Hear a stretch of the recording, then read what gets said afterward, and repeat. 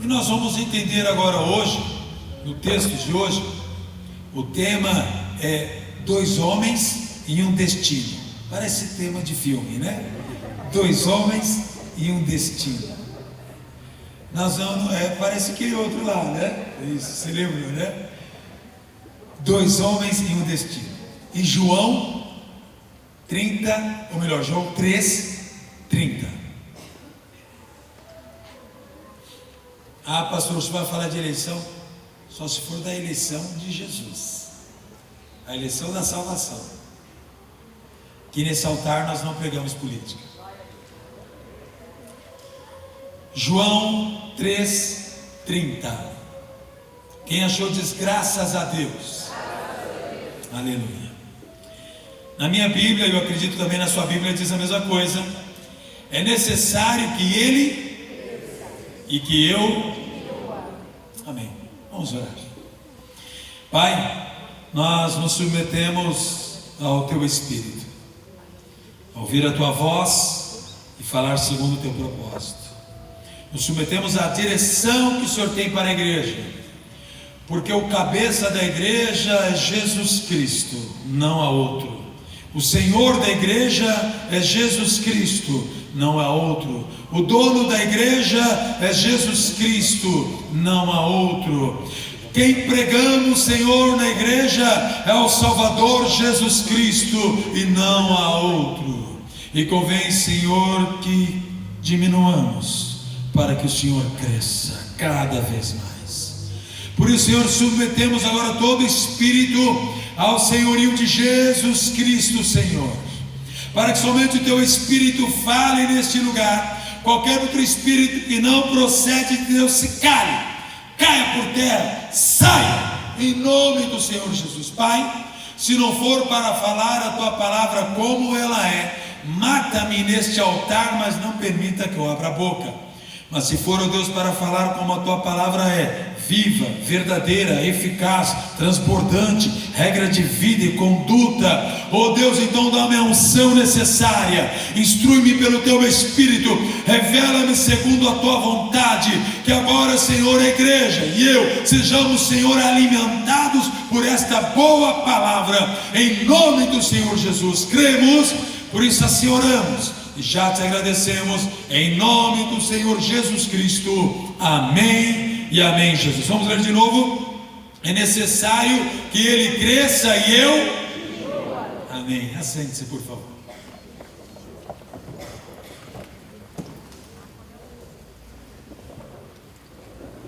Porque o tema da mensagem é dois homens e um destino. Nós vamos falar de dois homens aqui. E na linguagem de João já está usando dois homens. Um aponta para o outro. Mas precisamos conhecer a história desses dois homens. Precisamos conhecer o que foi dito antes do nascimento deles. Precisamos saber qual era o destino profético que havia a ambos. Precisamos entender a finalidade da profecia revelada a ambos. Precisamos saber qual a motivação que havia no coração de ambos. Precisamos saber se eles estavam alinhados com uma vontade soberana ou não. Tudo que é bíblico precisa estar alinhado com a soberania de Deus, a vontade de Deus. Então, eu quero levar você a ir comigo lá no livro de Lucas. Vamos lá? Capítulo 1. Primeiro Lucas capítulo 1. Depois Lucas capítulo 2. Vamos conhecer as duas situações, as duas pessoas e o destino de ambas. Lá em Lucas 1, versículo 5 diz: existiu no tempo de Herodes, rei da Judéia, um sacerdote chamado Zacarias, da ordem de Abias, cuja mulher era das filhas de Arão. O nome dessa mulher era Isabel, em alguns textos está Elizabeth. E eram ambos justos perante Deus, vivendo irrepreensivelmente. Como é que eles viviam? Não havia nada que repreendesse a conduta deles, em todos os mandamentos e preceitos do Senhor. E não tinham filhos, porque Isabel era estéril, e ambos eram avançados em idade. Aconteceu que, exercendo ele o sacerdócio diante de Deus, havia naquele período um turno de sacerdotes, uma escala. Quando chegou o dia da escala dele, de estar diante do Senhor, ele, Zacarias, o sacerdote, foi para cumprir o seu turno, e lá naquele dia Deus foi para falar com ele sobre coisas futuras. Eu quero que você comece aqui entendendo algo. Toda a palavra de Deus tem um alinhamento profético. Toda a palavra de Deus tem uma motivação, tem um porquê. Nada nas Escrituras foi escrito porque alguém resolveu escrever. Todos os homens que foram usados, inspirados por Deus para escrever as Escrituras em épocas diferentes, porque levou cerca de 1600 anos para que toda a Bíblia estivesse completa, todos eles tinham algo em comum: um alinhamento profético com a vontade de Deus, cumprimento profético e também entendimento da soberania de Deus. Nenhum deles estavam aquém, soltos, fazendo o que bem queria. Não. Todos eles estavam alinhados com uma soberania, uma vontade eterna de Deus. E aí chegou o momento do sacerdote estar diante do Senhor, na ordem de seu turno, segundo o costume sacerdotal, versículo de número 9. Coube-lhe em sorte entrar no templo do Senhor para oferecer incenso, e toda a multidão do povo orava. O incenso simboliza a oração. Naquele período, antes que Cristo fosse sacrificado, o incenso simbolizava. O incenso o quê? Não simboliza mais. Simbolizava a oração de pedido, de perdão, de intercessão, resposta sobre o povo. Ele vai então para levar orações. Então o anjo do Senhor lhe apareceu, posto em pé à direita do altar do incenso, e Zacarias, vendo-o, turbou-se, caiu de temor sobre ele. No momento que o anjo aparece, naquele momento no templo, no altar do incenso, no altar das orações, então ele se espanta, entra em temor, e aí começa um diálogo. Mas o anjo disse: Zacarias, não temas, porque a tua oração foi. Aonde ele estava, no altar do incenso, o altar do incenso simbolizava o que? A oração, lugar de adoração, lugar de oração. E ele estava lá, e de repente a oração dele é ouvida. Ele foi para interceder pelo povo. O sacerdote intercede por alguém. Ele não foi lá para fazer petições pessoais. Ele foi lá para interceder por alguém, ou pelo povo de Israel. Mas naquele momento em que ele entra, o anjo diz: a tua oração foi ouvida. Nós, quando estamos no alinhamento com a vontade de Deus, com o propósito de Deus, na hora e no lugar certo em que Deus quer que estejamos, há uma revelação que dá destino às nossas vidas. E ali o anjo vai até ele e diz: a tua oração foi ouvida, e Isabel, tua mulher, dará à luz um filho, e lhe porás o nome de João. Naquele momento, a narrativa demonstra que Zacarias não acreditou muito. Ele era velho. Já teve outras histórias assim na Bíblia, não teve? Abraão e Sara, por exemplo. Ele era velho. Sua esposa também. ele já estava para se aposentar do sacerdócio. E o anjo vem e fala: olha, a sua mulher vai ser curada, ela vai gerar um filho, o nome desse filho será João, mas e terás alegria, olha só, e terás alegria e prazer, e muitos se alegrarão no seu nascimento, que João significa justamente isso, alegria do Senhor. Bom, porque será grande diante do Senhor, e não beberá vinho, nem bebida forte. Já falou de um destino dele, ele não terá envolvimento nessa vida. A alegria dele, a motivação dele não dependerá de nada externo. Ele não vai precisar tomar uma birita para ficar feliz. Ele não vai precisar de nada para deixar ele legalzão. Você está entendendo? Nada disso. Ele não beberá vinho, não beberá bebida forte, nem vinho, nem cachaça. Será cheio do Espírito Santo, já desde o ventre de sua mãe. Já havia uma escolha desde o ventre de sua mãe. Converterá muitos dos filhos de Israel ao Senhor Deus, e irá diante dele o espírito de virtude de Elias. Começa a dizer: olha, tem uma voz profética dentro desta criança. A criança nem ainda tinha sido formada, sacerdote estava ainda no templo, não teve ainda seu momento com sua esposa, mas ele já estava dizendo que a criança que viria teria dentro dela uma voz profética. Amém? João teria dentro dele que uma voz? Ok.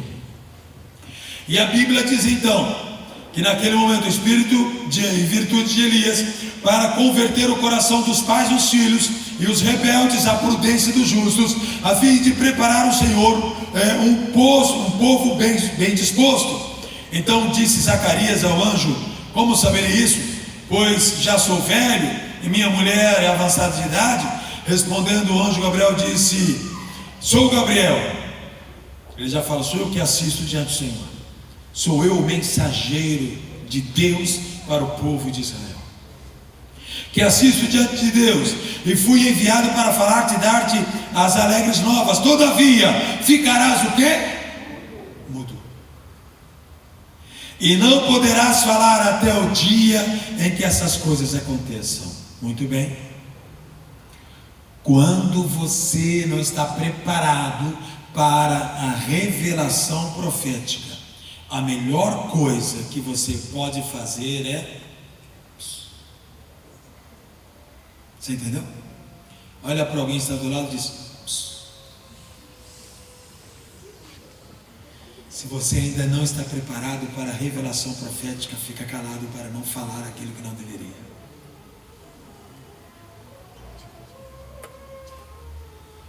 E aí, agora ninguém vai falar nada, nem amém. Não pode dizer amém. Amém, glória a Deus.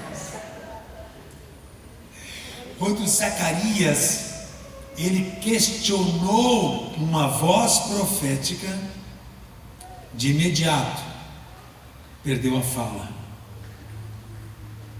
Só voltaria a falar depois que tudo tivesse cumprido, depois que todas as coisas acontecessem. É o que diz as Escrituras. Bom, a Bíblia continua narrando e começa a dizer então que então Zacarias saiu do seu turno, foi ter com a sua esposa, e no decorrer dos dias percebeu que sua esposa estava o quê? Grávida. A esposa engravidou, só que ele não podia dizer nada. Ele não podia relatar o anjo, ele começou então a desenvolver a linguagem de sinais, o pai das libras. Ele começa a se adaptar por não acreditar numa voz profética. E aí, enquanto lá se alegra, e ele ficou mudo, olha só, chegou um momento então em que ele deveria nascer o filho. No versículo de número 22 é assim: saindo ele, não lhes podia falar. Entender o povo que alguma visão no templo, e falava com acenos. porque ficou mudo. A partir daquele momento ele começou a usar os sinais com as mãos. E a história está acontecendo. O anjo cumpre a parte dele, a história de um homem. E daqui a pouco ele vai agora para a história de um outro homem. Versículo 26. 6 meses depois, Isabel estava grávida. 6 meses depois da gravidez de Isabel, então o anjo vai até uma outra mulher chamada Maria. Quando vai esta mulher, veja bem, não foi ao marido, não foi a José. Por que não foi até José? Porque José ainda não era casado. Se o anjo chegasse a José, antes de falar com Maria, dissesse para ele: olha, é o seguinte, Maria está grávida, ele falava: vou matar essa desgraça. Quem pegou ela? Quem precedeu? Então, primeiro o anjo vai até Maria e fala: Maria, bendita és tu entre as mulheres, bendito é o fruto do seu ventre. Maria, você foi escolhida. Maria, você dará à luz a um filho, e o nome dele será o quê? Jesus. Isabel teria um filho, o nome João, o primeiro homem da história. Maria recebe uma revelação e diz que o nome de seu filho seria Jesus, segundo homem da história. Então vamos lá. Disse-lhe então, versículo 30. Disse-lhe então o anjo a Maria: não temas, porque achastes graça diante do Senhor Deus. E eis que teu ventre conceberás e darás à luz um filho, e por-lhe-ás o nome de Jesus. Este será grande, chamado Filho do Altíssimo, e o Senhor lhe dará o trono de Davi seu pai. Olha só, a profecia acerca de João, no versículo de número 15 e 16, porque será grande diante do Senhor, não beberá vinho, não beberá bebida forte, será cheio do Espírito Santo, desde o ventre de sua mãe, e converterá a muitos dos filhos de Israel, o Senhor seu Deus. O espírito de Elias, a virtude de Elias, a maneira como Elias atuava, estará na mesma forma João. Ok? Só que sobre Jesus a palavra profética foi diferente. Este será grande e será chamado Filho do Altíssimo. O Senhor Deus lhe dará o trono de Davi seu pai, e reinará eternamente na casa de Jacó, e seu reino nunca terá fim. 2 homens, mas pastor, o senhor disse que é um só destino, e nós vamos entender. Agora, esses 2 homens que ainda estavam sendo revelados, profetizados, um seria uma voz profética, outro seria cumprimento de voz profética. Um seria alguém que prepararia o caminho, outro seria o caminho. Mas eles precisariam se encontrar lá na frente. A voz profética liberada, a Bíblia diz então que ambos nascem. No capítulo 1, do versículo 57 em diante, João Batista nasce. Quando João Batista nasceu, perguntaram para Zacarias, o pai, qual é o nome da criança? Zacarias era mudo. E o nome aqui era o nome grego, João. Não era o nome hebraico para estar falando.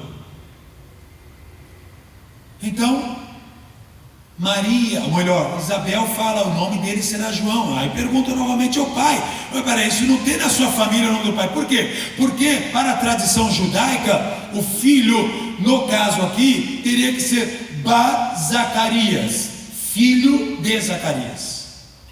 Não é filho do Bar, não, tá? Só que não tinha na genealogia de Zacarias João.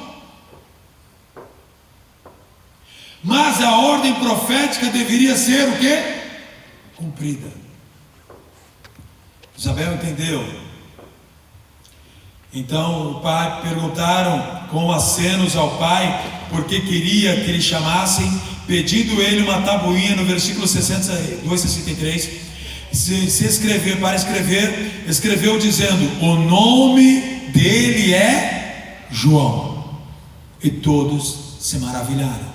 Na hora que ele escreveu isso, uma voz profética se concluiu. Versículo de número 64: logo a boca de Zacarias se abriu e a língua se soltou e falava, e o que mais? Louvava a Deus. Durante 9 meses ele ficou mudo, calado, até que a voz profética se concluísse. Tem momentos, meu irmão, que nós precisamos entender que há um silêncio de Deus e que nós temos que ficar em silêncio e esperar acontecer. Uma voz, o chofar está até tocando, uma voz profética, ela libera algo que muda o destino, não somente de uma localidade, mas de uma nação ou de toda uma terra. E a Bíblia fala então que esses 2 homens agora têm seus nascimentos barulhentos, com coisas visíveis, notórias. Não foi algo silencioso, não foi uma gravidez que ficou escondida, amarrando a barriga, mudou de país para nascer em outro lugar e ninguém sabia que tinha gerado filho. Não foi isso. Então nasce, Zacarias canta. Aqui é o pai que canta, diferente lá no capítulo 2, onde é Maria que canta. No capítulo 2 nasce Jesus, o segundo homem desta história. Quando ele nasce, a Bíblia fala então que aconteceu naqueles dias que saiu para o deserto, saiu um decreto da parte de César Augusto que todo mundo se alistasse. E aí, quando há esse censo, esse alistamento não é alistamento militar, mas é um censo, a contagem de todos. Foi feito um censo do Cirênio, governador da Síria, e todos iam alistar-se, cada um à sua própria cidade. Subiu da Galiléia também José, da cidade de Nazaré, da Judéia, da cidade de Davi, chamada Belém. Aonde é que ele teria que nascer? Lá aonde era o local do rei. A voz profética, ela tem que seguir um destino até se concluir na localidade onde foi dita. Ele não poderia nascer em outro local a não ser na cidade de Belém. Não poderia nascer aonde de fato teria o seu trono, teria o destino do reino. Então até mesmo um censo, um alistamento, uma coisa nacional foi promovida. Entendam, uma lei foi criada naquele período, uma lei humana para conduzir Jesus ao destino profético onde ele deveria nascer. Está entendendo, não? Deus, quando quer concluir aquilo que ele profetizou, ele move leis, pessoas, cidades, estados, mas o que ele disse vai se cumprir e ninguém pode mudar isso. Então nós precisamos nos submeter àquilo que Deus quer. Bom, Jesus vai para aquele local, ou melhor, Maria e José vão para aquele local. Subiu da Galiléia e foi para lá, a fim de alistar-se com Maria. Versículo 5 do capítulo 2: sua mulher que estava grávida. E aconteceu que estando eles ali, se cumpriram os dias em que havia de o quê? Dar a luz. Era o tempo de nascer. Foi para o lugar profético, para a hora profética, para o momento profético. Deu à luz o seu filho primogênito, envolveu-o no pano, deitou-o numa manjedoura, porque não havia lugar para eles em estalagens, em hotelarias. Os sinais começam a acontecer. Pastores de Belém vê algo glorioso, anjos cantam, glória a Deus nas alturas, e então nos céus e na terra começam a ter sinais. Os magos vão até ele procurar Jesus, vão querer entender sobre Jesus. Então algo movendo a terra naquele momento. Aqueles que entendiam sobre astronomia viram que havia algo diferente numa estrela, que apontavam segundo uma voz profética de centenas de anos antes. Então começam a alinhar aquilo com a voz profética e encontram então o nascimento de Jesus. Ambos nascem. João nasceu 6 meses antes, agora nasce Jesus, 6 meses após o nascimento de João. As histórias dos dois começam então a se distanciar, porque tanto um como o outro, eles cresciam e seguiam o seu destino. Olha só, versículo de número 66 do capítulo 1 de Lucas: e todos os ouviam, conservaram com o seu coração, dizendo: quem será, pois, esse menino? E a mão do Senhor estava sobre ele. Versículo de número 80 do capítulo 1, sobre João ainda. E o menino crescia e se fortalecia em espírito, e esteve nos desertos até o dia em que havia de mostrar-se a Israel. Esteve aonde? Desertos, regiões áridas, até o dia de se revelar ministerialmente.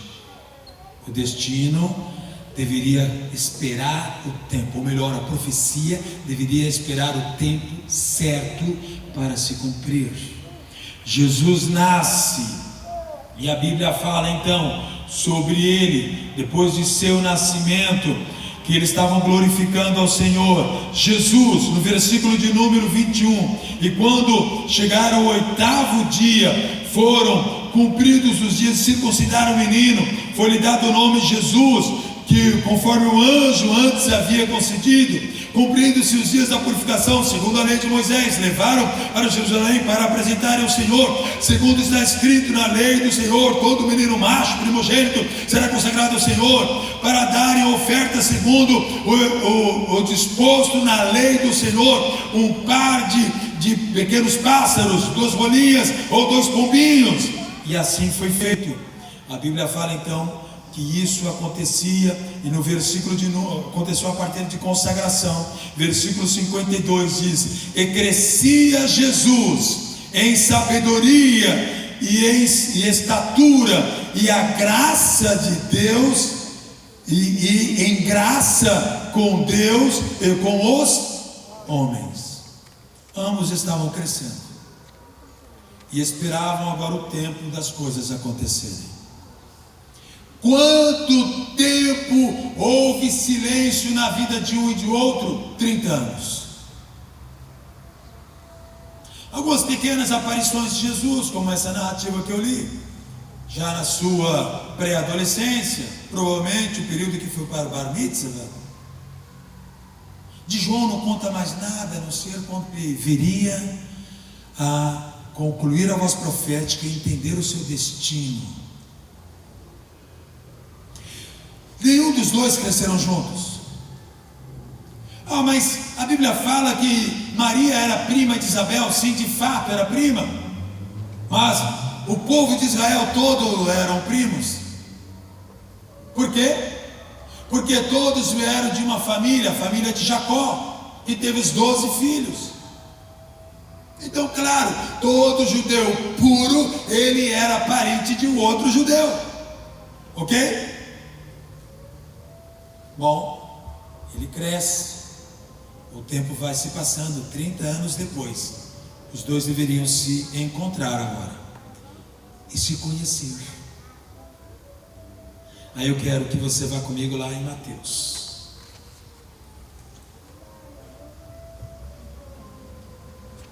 Capítulo 3.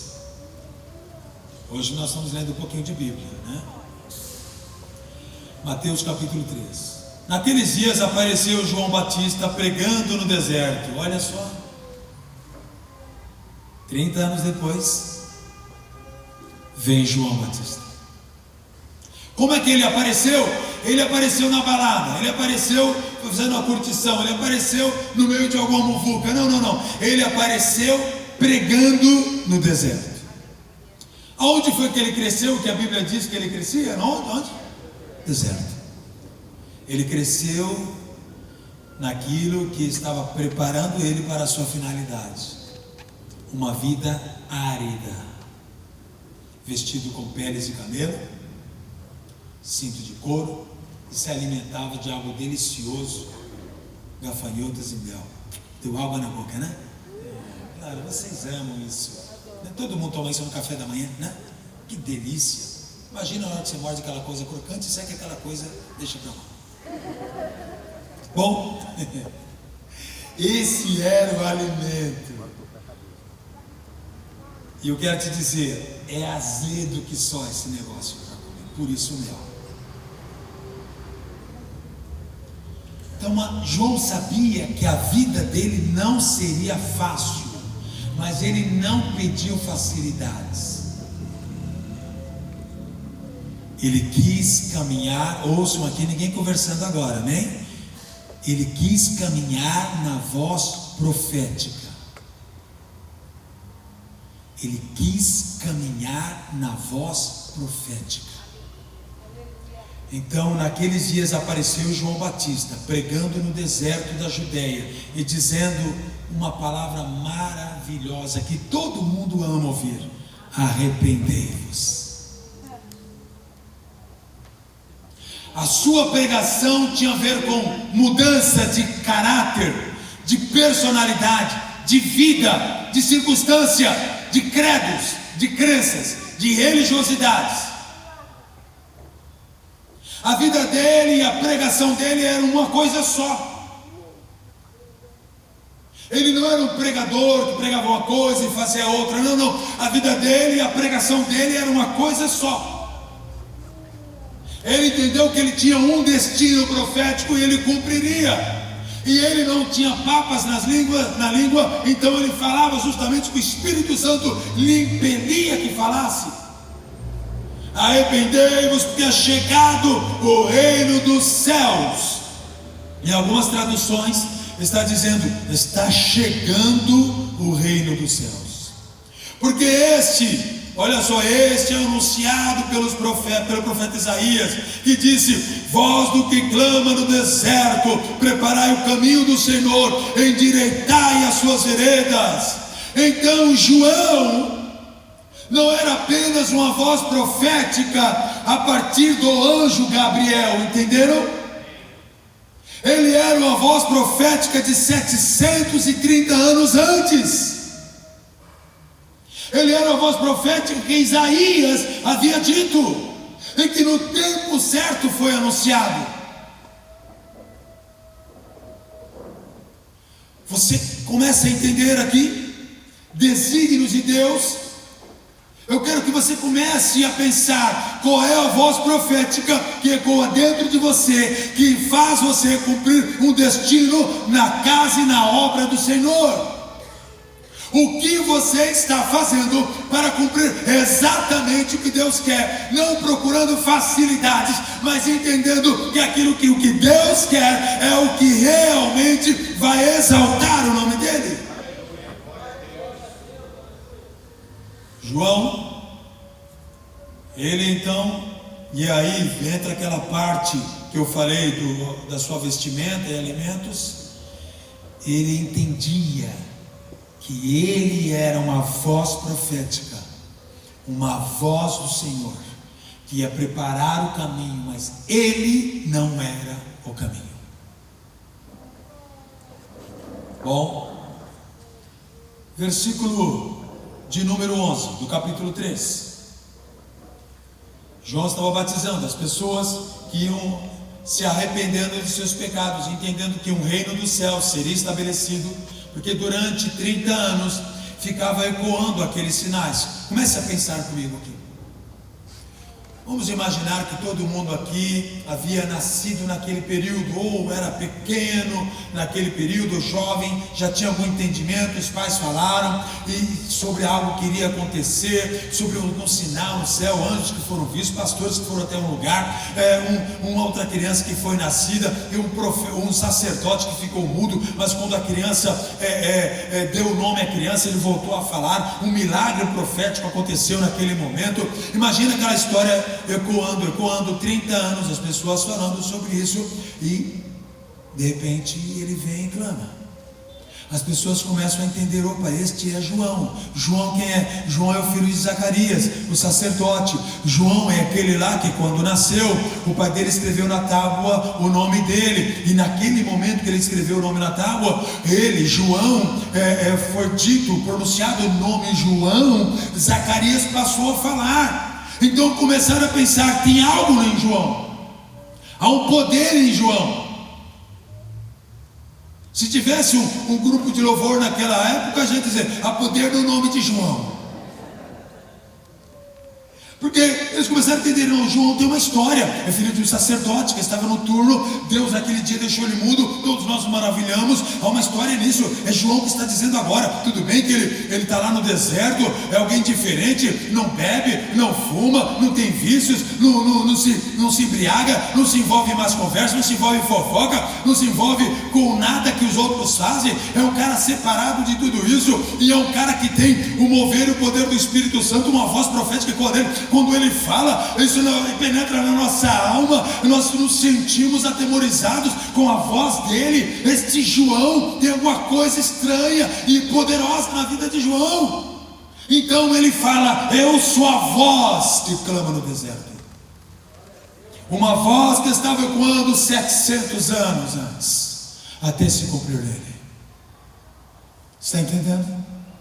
Não importa o tempo em que foi dito aquilo que Deus faria, Deus fará. Amém? Nenhuma profecia deixou de se cumprir, nenhuma deixará de se cumprir. Então o que Deus disse, não importa o tempo que leve, se cumprirá, porque Ele é Deus, Ele é Senhor, Ele comanda o universo e todas as coisas. Pode aplaudir Jesus. Aleluia! Esta voz começa a dizer então para o povo, porque a pregação dele, meu irmão, não era uma pregação boa de ouvir. Imaginou eu chamar vocês aqui e falar: olha, gente, venham para ter um culto abençoador hoje, vão lá. Aí eu digo para vocês: vendo então os fariseus e os saduceus que vinham ao seu batismo, diziam: raça de cobras venenosas, quem vos ensinou a fugir da ira futura? A pessoa chamar você de cobra, de víbora. Víbora é a cobra venenosa, é a serpente.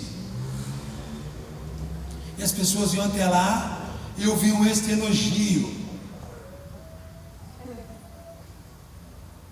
E o temor entrava no coração daquelas pessoas, porque não era o que ele falava, mas era o poder investido por trás das palavras,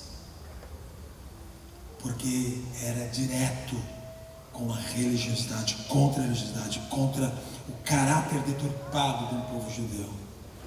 Bom, versículo de número 11 diz assim: e eu, em verdade, vos batizo com água para o arrependimento, mas vem aquele após mim que é mais poderoso do que eu. Presta atenção aqui. Quando João diz ele é mais poderoso do que eu, ele está dizendo: vocês estão vendo o poder em mim? Vocês estão vendo uma ousadia em mim? Vocês estão vendo uma força na pregação? Vocês estão vendo sinais? Vocês estão temendo em meio às palavras que são ditas? Que vem depois de mim é mais poderoso ainda. Dois homens cumprindo um destino. Este primeiro começa 6 meses antes, pregar o reino, pregar o arrependimento. João, 6 meses antes, como nasceu 6 meses antes, ele começa a pregar sobre Jesus, sobre o caminho. Ele diz: Ele é mais poderoso do que eu. Não sou digno de levar as suas sandálias. Ele vos batizará com o Espírito Santo e com fogo, e ele tem poder de juiz. No versículo 12 ele está falando sobre o poder de juiz. Em sua mão tem a pá, ele limpará a sua eira, recolherá do celeiro o seu trigo, queimará a palha com fogo e nunca se apagará. Ele fala: este que virá após mim, ele é que separará a palha do trigo, o verdadeiro do não verdadeiro, do essencial daquele que não tem essência nenhuma. A minha pergunta até aqui agora, apenas João pregando, é: se João estivesse pregando agora para você, você seria palha ou trigo? Você seria escolhido para ser guardado no celeiro celestial, ou você seria escolhido para ser lançado em meio ao fogo? Quem fará isso? Não é João, nem pastor, nem profeta, nem apóstolo, nem anjo. Quem fará isso é o próprio Senhor Jesus. Por isso ele batiza com o Espírito Santo, mas também ele batiza com o fogo do juízo. Então, cuidado com o que você está fazendo com a tua vida. O que você faz com a tua vida determina o teu destino. E ainda estamos no primeiro homem. Bom, nesse mesmo capítulo, ainda no capítulo 3, o verso seguinte diz assim: então veio Jesus da Galileia ter com João junto ao Jordão, para ser batizado por ele. Olha só, ele fala que aquele que viria depois dele era mais o que? Poderoso. E Jesus, o mais poderoso, vem para ser batizado. Você está entendendo? Não caiu a ficha? Jesus não tinha nenhum ar de superioridade. Ele não precisava disso. Ele não ia se sentir menor por ser batizado por João. Ah não, João, você é a voz, eu sou o dono da voz. Não. Jesus vai até lá para ser batizado por João. Mas espera aí, o batismo não é de arrependimento? Do que Jesus iria se arrepender? Absolutamente nada. Mas ele tinha que cumprir uma voz profética. Você está entendendo? Mas João opunha-se, falava: não, peraí, é o contrário, eu que preciso ser batizado por você, e você vem a mim? João entendia: não, eu sou diferente, o meu destino é ser salvo. O seu destino é salvar. Eu careço da tua salvação. E aí Jesus, porém, respondendo, disse-lhe: deixa por agora, porque assim nos convém cumprir toda a justiça. Então ele o permitiu. Ele falou para João: é assim que tem que ser, meu irmão. Isso não me menospreza, isso não me diminui, isso não te exalta mais. O seu coração está alinhado com o meu, o seu coração está alinhado com Deus. Por isso esse temor que você tem. E então, o versículo diz: então ele o permitiu, e sendo Jesus batizado, se Jesus não fosse batizado, não aconteceria isso. Sendo Jesus batizado, saiu logo da água, e eis que lhe abriram os céus, e viu o Espírito de Deus descendo como pomba vindo sobre ele, E eis que uma voz dos céus dizia: este é meu filho amado, em quem tenho total alegria. Sabe qual foi o segredo do batismo? Obediência. Se Jesus não se submetesse ao batismo, ele não viria do Pai. Filho, eu tenho total alegria por você. Você não questiona, você obedece. Está entendendo? Ah, mas eu tenho que falar.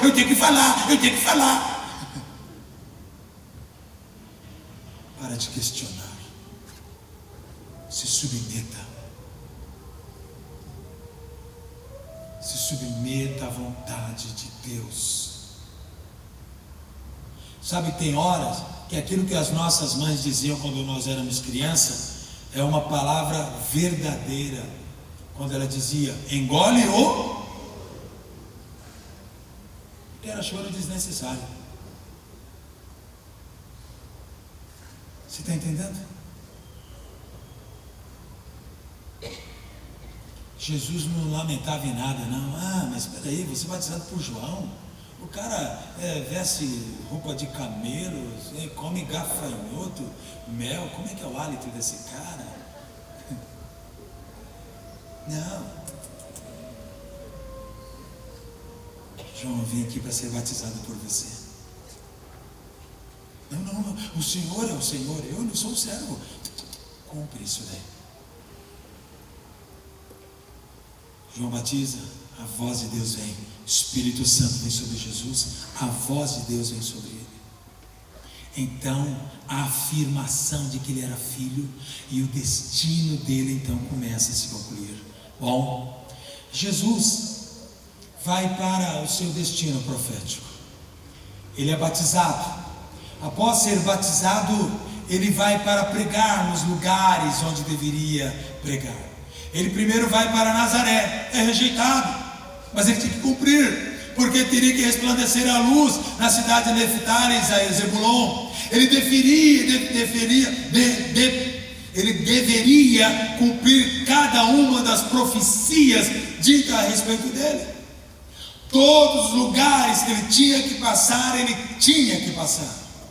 Ele não poderia recusar. Ele vai para o casamento em Canaã, faz um milagre. Ele vai para a tentação. Olha só, Jesus se submete. E aí foi logo após, nesse momento do batismo, ele é preparado, nos 4 evangelhos fala sobre isso. Ele é preparado para essa tentação. Somente pelo Espírito Santo é que ele resistiu à tentação, porque ele estava em um corpo humano. Embora ele fosse 100% divino e 100% humano, ele estava em um corpo humano que tem necessidades humanas. O seu corpo tem necessidades? O de Jesus também tinha. Mas ele é levado à tentação, e nos pilares da tentação, nenhum deles tem poder sobre ele. Riquezas, fama, glória, sucesso, atingir o topo, se tornar o melhor coach do mundo. Nada disso seduziu Jesus. A Bíblia fala então que ele passa os 40 dias lá, o tempo se completa. Os anjos servem a ele, Satanás vai embora, até o momento que voltaria depois. Os dois teriam um destino de morte. Nós lemos em João 3,30: convém que ele cresça e eu diminua. Diminuir-se é morrer. Olha para alguém que está ao seu lado e diga: diminuir-se é morrer. E aí, você vai dizer isso? Ah, pastor, morrer literalmente. No caso de João, tinha uma voz profética sobre isso. No seu caso, é o seu eu, o seu ego, as suas vontades precisam diminuir a ponto de morrer. Então, João, que continuou pregando o evangelho, continuou pregando arrependimento, chega uma hora que é armada uma cilada contra ele, e em meio a uma festa, a cabeça dele é colocada numa bandeja. João cumpriu seu destino. João morre. Quando Jesus soube que ele estava preso, Jesus foi até o local onde estavam os discípulos. E o próprio João ia dizendo para os seus discípulos: olha, sigam ele. Ele é o Cordeiro do mundo, ele é o Cordeiro que tira o pecado do mundo, vão a ele. João impulsionava as pessoas a irem a Jesus e não a si. João não queria seguidores, queria que os seguidores fossem de Jesus. Hoje os crentes querem seguidores de si mesmos, querem ter a alegria, o prazer de dizer: é meu discípulo, é meu discípulo. Ou você faz discípulo para Jesus, ou grandes problemas vão acontecer na sua vida. O mestre é Jesus, devemos seguir a ele. Você pode ser um discipulador, mas você também é discípulo de Jesus. E a Bíblia fala então que João apontava tudo, e convém que ele cresça. Quanto mais ele crescer, melhor. A glória é dele, a honra é dele, o louvor é dele, é tudo dele, por ele, para ele foram feitas todas as coisas. João o Batista, que é diferente do João que escreveu o Evangelho, mas ambos tinham também uma característica: ambos entenderam quem era Jesus. Jesus então, o seu ministério cresce, ele começa a pregar nas cidades, ele começa a pregar o Evangelho, só que haveria também um destino para Jesus. A morte de João pode ter sido feita numa festa, dentro de uma casa, às escuras, mas a de Jesus não dava para ser assim. Jesus não poderia morrer antes do tempo, Jesus não poderia morrer às escuras, não poderia morrer em meio à multidão, em algum dos momentos em que ele foi perseguido pelos fariseus e saduceus. Ele deveria cumprir o tempo conforme as profecias a seu respeito e ser conduzido em uma cruz e morrer lá na cruz, para que lá na cruz fosse então entregue salvação à humanidade. Os dois homens estavam envolvidos a um único destino: cumprir a voz profética do Salvador que viria para salvar a humanidade. João morreu pela causa, Jesus morreu para nos salvar.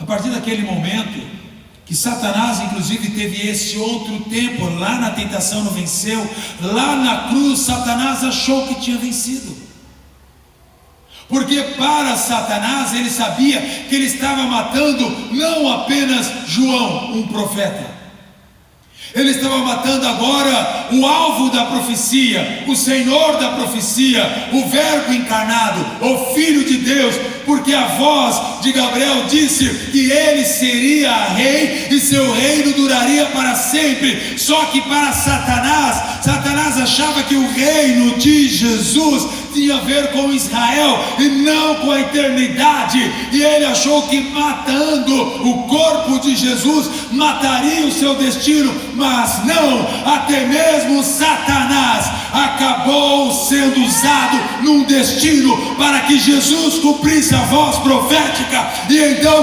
tornou-se salvador de toda a humanidade. Quando ele foi erguido na cruz, ele nos atraiu, e a partir dele nós podemos sermos salvos. A salvação nos veio porque ele foi à cruz cumprir seu destino profético. Se ele não fosse, nós não estaríamos aqui. Então não há vários caminhos que conduzem a Deus, há um só caminho. O único caminho é Jesus Cristo. Ele mesmo disse em João 14,6: eu sou o caminho, eu sou a verdade, eu sou a vida. Só há um caminho que conduz ao Pai, e esse sou eu. Ninguém vai ao Pai a não ser por mim. Ninguém vai a Deus através de religiões. Nós só vamos a Deus através de Jesus Cristo, Senhor. Não há outro. Nunca houve, jamais haverá. Então não se engane com religiões, não se engane com conceitos humanos, não se engane com falsas profecias, não se engane com palavras encantadoras. Só Jesus Cristo é o Senhor. Toda a história da humanidade se divide em duas: antes de Jesus e depois de Jesus. O seu calendário, o meu calendário, ele está dividido em antes de Cristo e depois de Cristo. Quando eu nasci, foi registrado, hoje já tiraram isso dos registros, mas foi escrito lá, do ano de 1969, depois do ano do nascimento do Senhor Jesus Cristo, no dia 3 de maio, às 3h15 da madrugada, nasceu esse cabeça chata aqui, nas certidões de nascimento vinha lá a partir do ano do nascimento do Senhor Jesus Cristo. Ele mudou a história da humanidade. Ele mudou a mim e a você. Mas ele não morreu na cruz só para ser um Salvador reconhecido meramente. Ele morreu na cruz porque o evangelho que foi pregado é de arrependimento. Ei, olha aqui. Se você não se arrepender do seu pecado, é o teu pecado que te matará, e não o destino da salvação. Porque o pecado gerou morte na humanidade. Foi o pecado que expôs Adão e Eva e os expulsou do paraíso. É o pecado que destrói vidas e famílias. É o pecado que distancia pais e filhos. É o pecado que faz com que as pessoas matem, estuprem, sejam violentos, sejam pedófilos. É o pecado. É o pecado que gera o ladrão. É o pecado que gera a pessoa que fala mal dos outros, o caluniador. É o pecado. É o pecado que matou Jesus na cruz. Foi por causa do nosso pecado que ele morreu. Mas a Bíblia diz que pelo sangue de Jesus nós somos o quê? Purificado de todo pecado. Mas essa purificação só se dá se você, de antemão, arrepender-se. Quer saber se você está salvo? Simples. Você se arrependeu dos seus pecados ou continua neles? Se você continua neles, esquece. O céu que você vai conhecer é o céu da boca. Porque sem santidade ninguém verá Deus. Separe-se deste mundo. Porque a Bíblia diz que aquele que adulterava não adultere mais. Aquele que pecava não peque mais. Você não pode, depois de conhecer a verdade, continuar na mentira. Porque se você continua na mentira, você é conivente com ela, e o seu destino será aquele fogo que Jesus, o justo juiz, separa o trigo da palha. Então não aceite mais o pecado no seu corpo. Não aceite mais a pornografia. Não aceite mais nenhum tipo de pecado. Não aceite. O seu destino está selado. Ah, pastor, mas eu ouvi João Calvino. Você estava lá com João Calvino? Você tem escritos. João Calvino é Bíblia? Que eu saiba, não existe um livro de João Calvino e nem um livro de Armínio. Esquece. Ou você crê nas Sagradas Escrituras, ou você vai em conhecimentos humanos. Há ótimos pregadores, sim, excelente, como John Hus, John Knox e muitos outros. Mas a palavra de salvação é uma só. Ambos pregavam esta palavra. Tudo que sair desta palavra não tem a ver com aquilo que Deus determinou. Aleluia. Então, a chave da salvação é o arrependimento, pois é chegado o reino dos céus. Os dois homens cumpriram seu destino para que o reino de Deus fosse estabelecido. E agora, ou você está dentro, ou você está fora. Coloque-se em pé.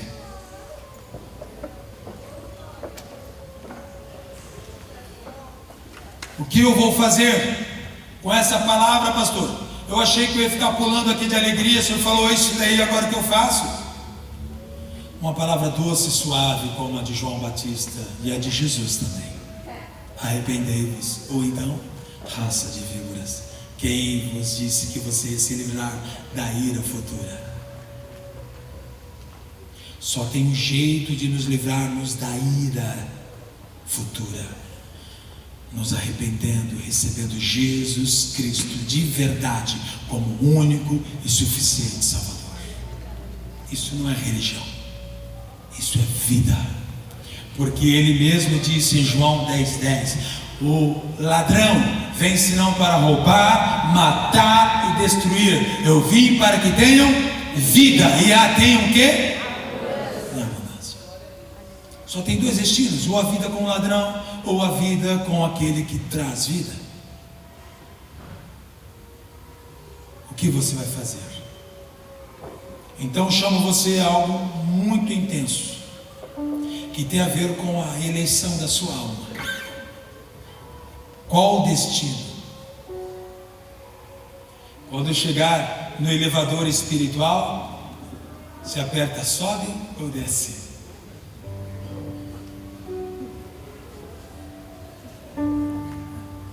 Então que agora você venha entender que existem coisas em você, em nós, que não podem continuar. O que são essas coisas? São as coisas que vão além das Escrituras ou contra as Escrituras. Estas não trazem salvação. E não adianta eu querer falar mal de alguém, do outro, porque faz isso ou aquilo, se eu carrego uma deficiência espiritual, uma deficiência moral, uma deficiência ética. Sou semelhante se eu carregar isso. Então você precisa estar bem, moral e eticamente falando. Porque o arrependimento tem a ver com moral e ética. Ele não tem a ver com você ser quem você é. Tem a ver em você ser quem Deus quer que você seja. Abrir mão de ser quem você é. Se você não abrir mão de ser quem você é e querer ser quem Deus quer que você seja, coisa dura é recalcitrar contra esses aguilhões. Então hoje a igreja é chamada para uma transformação. Ah, pastor, eu sou assim, E? Quer dizer que você é assim, é o que Deus quer que você seja? Então, o cara que gosta de sair com várias mulheres, fala: não, eu sou assim, não aguento ficar com uma mulher só. Está certo? Está certo coisa nenhuma, é fogo do inferno. A mulher que vive falando, ou o homem que vive falando dos outros, mal dos outros, caluniando, fazendo fofoca, você acha que está certo? Aponta erro dos outros, mas não vê o próprio erro, você acha que está certo? Não, é fogo do inferno. Então por isso Jesus nos chamou e disse: negue-se a si mesmo. Você quer se encaixar no destino que João preparou o caminho e que Jesus é o caminho? Então negue-se a si mesmo. Isso é arrependimento. Qual é o pecado oculto? Qual é o segredo escondido que ninguém pode saber? O que é que você faz às ocultas que não pode manifestar-se às praças? Qual a rebeldia? Qual a desobediência? O que você faz sem as suas lideranças saber? Quando você faz isso, rebeldia, você peca. E o pecado de rebeldia é tão sério que a Bíblia fala que é semelhante ao pecado de feitiçaria. Ah, pastor, hoje eu achei que o senhor ia falar sobre 22, sobre... Não. Porque independentemente de quem entre, se você não tiver Jesus Cristo, você vai para o inferno. A nossa esperança não está em nenhum governo e nunca estará. Então quero que você entenda, para que a tua vida seja uma vida abundante, você precisa ter somente Jesus Cristo como caminho. Regra de vida, fé e conduta. Assemelhar-se ao caráter dele. Ele não questionava Deus. Ah, tem que se batizar? Eu vou me batizar. Se batizou? Oh, meu filho amado. Está entendendo? Obedeça. Cumpra o desígnio que Deus colocou sobre você. Não saia aceitando conselhos de qualquer um, não. Procure conselheiros tementes a Deus, pessoas que de fato obedecem a Deus, que não se rebelam contra autoridades, que não se rebelam contra lideranças, mas que entendem que na oração tudo pode mudar. Então hoje é o dia de você abandonar o seu eu, a sua mentira, o seu pecado, o seu engano, para não ser usado na pá de Jesus e lançado para o fogo, porque quem fará isso será o próprio Senhor Jesus. Una-se a Jesus hoje. Por isso eu quero que você feche seus olhos e você fará uma oração silenciosa. Esse primeiro momento de oração será silenciosa. Por quê? Porque tem a ver com o seu arrependimento. Ninguém precisa ouvir, não. Eu não preciso saber do que você está se arrependendo, não. Mas Deus sabe. Então você vai falar com Ele. Mas se você tiver que pedir perdão a alguém por aquilo que você fez contra alguém, e esse alguém está aqui, não permita que o fogo do inferno alcance você. Vá até este alguém e peça perdão. Mate Satanás, mas não mate a sua própria alma. É manhã de arrependimento. 2 homens, um destino, céu. Quantos nós estamos aqui? Eu pelo menos só quero esse destino, o céu. Eu não quero outro destino. Então hoje você vai se assemelhar a Ele. E não tenha medo. Eu quero dizer que quanto mais forte você é, mais coragem você tem de se submeter. Os fracos é que não se submetem, porque carregam orgulhos. Jesus era forte. O próprio João disse: Ele é mais poderoso do que eu. E de repente o mais poderoso do que ele vem e fala: me batiza, João. Olha, você está entendendo? Então a pessoa que realmente é forte, a pessoa realmente que é cheia do Espírito Santo, ela não tem medo nenhum de se submeter, porque isso não vai diminuí-la. Isso ele sabe que vai agradar o Pai. Então ou você vai agradar a si mesmo, ou você vai agradar a Deus.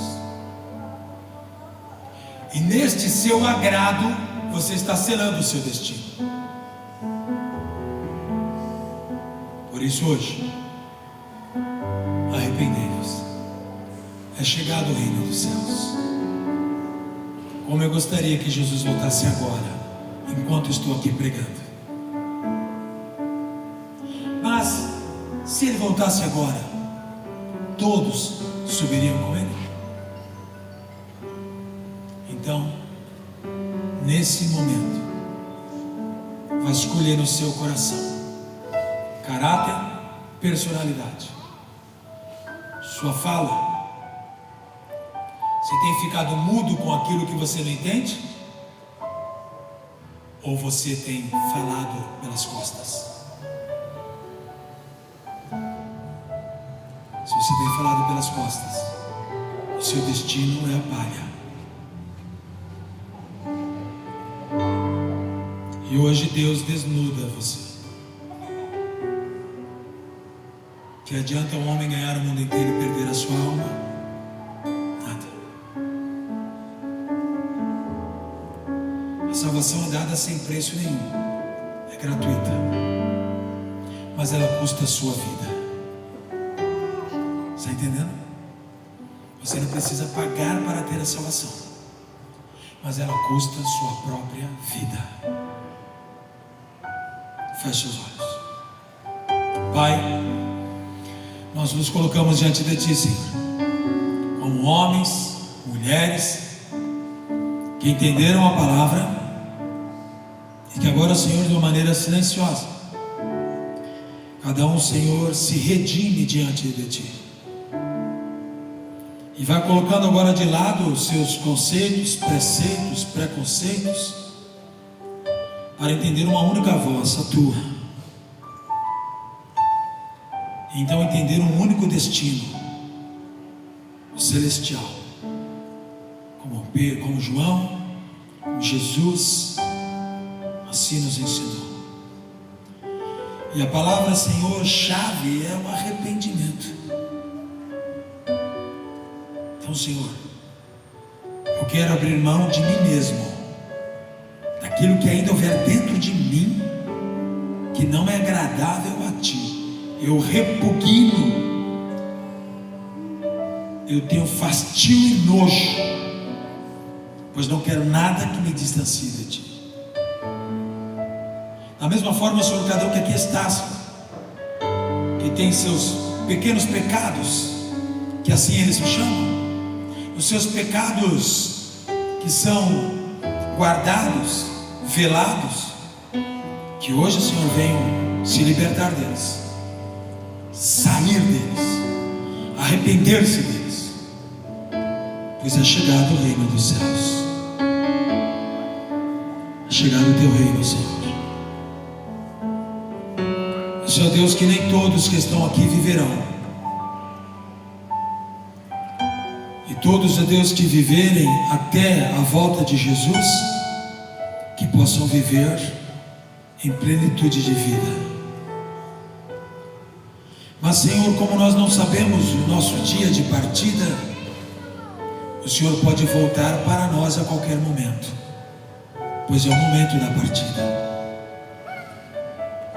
Então, Senhor, agora toma cada um, Senhor, e faça-os ver em que lugar da pá eles estão.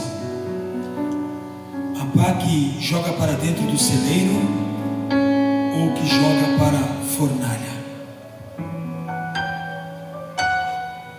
Um destino, Senhor. Por meio de Ti, Senhor, em Ti o nosso destino é a salvação. Mas a palavra-chave é arrependimento. Que cada um, Senhor, venha se arrepender agora, Senhor. E não venham, Senhor, acariciar pecados e dizer: ah, é assim mesmo, vou saindo aos poucos. Não, Senhor. Arrependimento está ligado à conversão, à alteração de rota. É a mesma coisa de pegar um trem que ia para um destino e então percebe que está seguindo o destino errado, desce naquela estação e pega para o destino certo. Isso é o arrependimento. Não é querendo amenizar e querendo ir aliviar aos poucos. Não, Senhor. Isso é acariciar pecados e aceitar o pecado. Que hoje, ó Deus, cada um seja radical e abandonem pecados, em nome do Senhor Jesus, e venham ser o trigo, que o destino é o celeiro celestial, em nome do Senhor Jesus. Pai, nós oramos, Senhor, agora por perdão sobre toda a igreja, em nome do Senhor